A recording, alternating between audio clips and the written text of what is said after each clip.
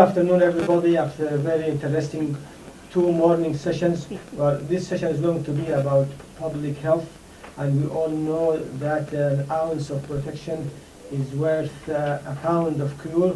And I'm going to introduce Dr. Mayada Abu Affan, consultant in public health, to give us an overview. So the podium is for Mayada. Okay, thank you very much for Watts and for giving us this opportunity to talk about public health and the prevention and the sustainability.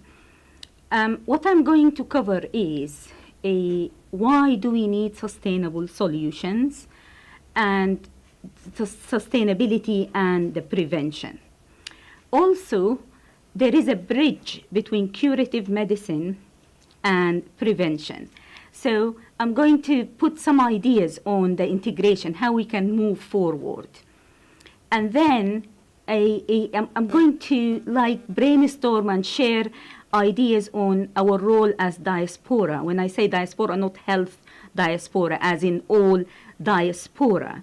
And then because the task is massive, I thought to remind myself and you as well of how we can manage change. What are the drivers and the really challenges of change. And just a few words around the term of adaptive leadership, because that is the way if you want to make a difference in a very really challenging situation. So sustainability, I am not an expert on sustainability. I'm sure there are a number of people who specialize in sustainability. But I think it depends on co-production with communities, reaching solutions and agreeing on problems in partnership with communities we are trying to help. It's not about closing ourselves in a dark room and coming up with a solution from our own perspective as experts or as diaspora. It also depends on financial security. That our resources will always be scarce. So we need to maximize the utilization of existing resources. And as Dr. Mohammed Al-Tom said, the focus on prevention. Prevention is cheap, it does work, and it ensures sustainability. And also, sustainability depends on local and international leadership and goodwill. I am going to talk about it from the prevention from a system-wide based on the WHO framework, and my colleague Muna is going to talk about it from the wider determinants of health. So our talk will complement each other. So in terms of from a prevention, if we want to have a system that is sustainable and focused on prevention, what do we need to do? We need leadership and we need governance. So we need to, yes, implement, but we need also monitor and make sure that we are going in the right direction. We need a well-functioning health system that focused on prevention, hence my questions earlier about the renal and the cancer. We need well-functioning workforce that is happy, well-paid, that is trained and able to maintain their training. We need efficient information systems. Now the world is, earlier we were talking about the global citizen. And why do we have global citizenship? Because of the revolution in information. Also, efficient financing systems and equitable access to prevention and treatment. So everyone need to have the same and equal chances and opportunities. So this is, I'm not sure if you can see this. This is the crunch of my presentation. So why focus on prevention and the wider determinants of health? Why? So if you look at this, 45% of health outcomes death and illness is dependent on the social and the environment. And this is evidence-based research from a Canadian research, followed by 40% due to healthy behaviors. So in total, we are talking about 85% that is modifiable factors we can have control on from the environment and the wider system, from the behavior, which is the prevention, which I will focus on, and then only 15% from healthcare. Hospitals, GPs, medicine, imaging, only 15% contribution to improving health and improving life expectancy and healthy life expectancy. So, the integration of curative medicine and prevention. Now, why we need that? Now, all our focus on that 15%. So, we need to move that from the 50, emerge the 15% and the 40%. That will give us 45%. So how can we do that? Okay, how can we ensure that the starting point of every health and well-being initiative or every cancer pathway or others starts from the prevention? So the first question is, how do we achieve paradigm shift in thinking towards prevention? I thought first education in schools. Everything, hand washing, healthy eating, and the concept of prevention, and parents' education. This is how we should start. And then the role of graduate and postgraduate medical schools. Now in I am the kid. I missed all my community medicine because I didn't feel it was important when I was in medical school. No one showed me the value of spending time attending, because the way we teach public health and prevention is very dry and not interesting. And my second question, how to embed prevention across pathways. A colleague asked about the liver disease, and they wanted guidelines on liver disease. The starting should be prevention.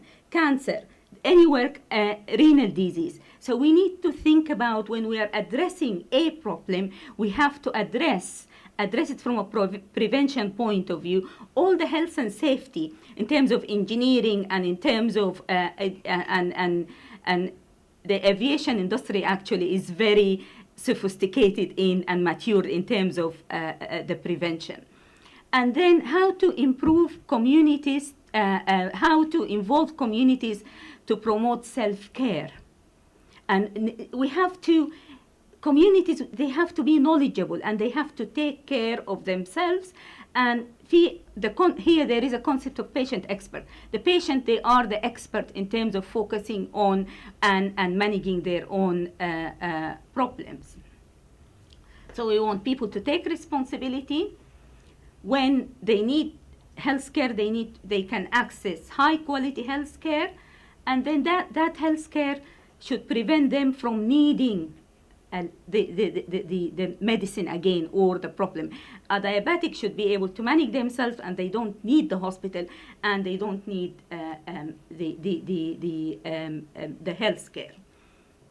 So, and I'm going also to suggest there is now an emerging concept called lifestyle medicine, okay?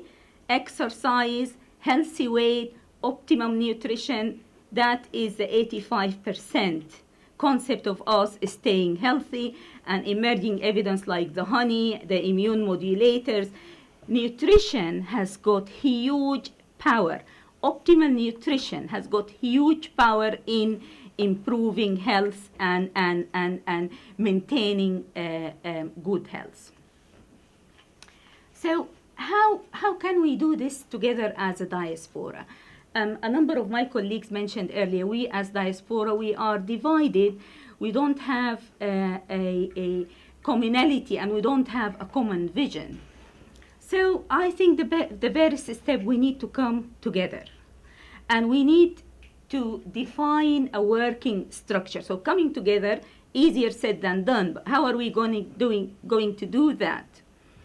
And then also we need to develop a vision. Yes, we came together, a vision of why, what do we want to achieve, how are we going to achieve it, and then the so what, the question of the research, and the so what, the evaluation of what we are going to do. And also we need to develop partnerships, effective partnerships with communities back home and in this country, with academia, local and national bodies. So this is what I think the direction moving forward. So in terms of the task is massive. So in terms of coming together, we need to develop a sense of togetherness. And as I said, and then the vision. So in terms of change, so if we decided today we are going to come together to do something, okay, how are we going to manage that? How are we going to embed that in our day-to-day life, our busy life? And I thought just a reminder of the change equation. Change will not happen unless we are dissatisfied with the current situation, unless what we want to achieve is better and we are sure it is going to make a difference. So, and as I said, you have to really agree we need to change. We do have the vision to go forward, okay? We have the environment or the change agent in place, and also a plan of how we are going to assess the resistance or the barriers. And constant advocacy. We need to talk about our role as a diaspora coming together to do something, and also locally owned benefits and plans. So if a diaspora, I am from Sudan, we have colleagues from Nigeria, we cannot develop our plans in isolation. It has to be locally and collectively owned with our partners back home. So how do, when we are coming up with solutions for wicked problems or for difficult problems, we have to accept there is no right or wrong solution, but there is a better or worse development. So if I want to improve health in Sudan, I am going to eradicate cancer in Sudan. So we need to work with what we have and develop better solution rather than, and look at feasibility, not optimality. What is feasible? Okay, starting small and building on. We need to be able to live with uncertainties and ambiguities.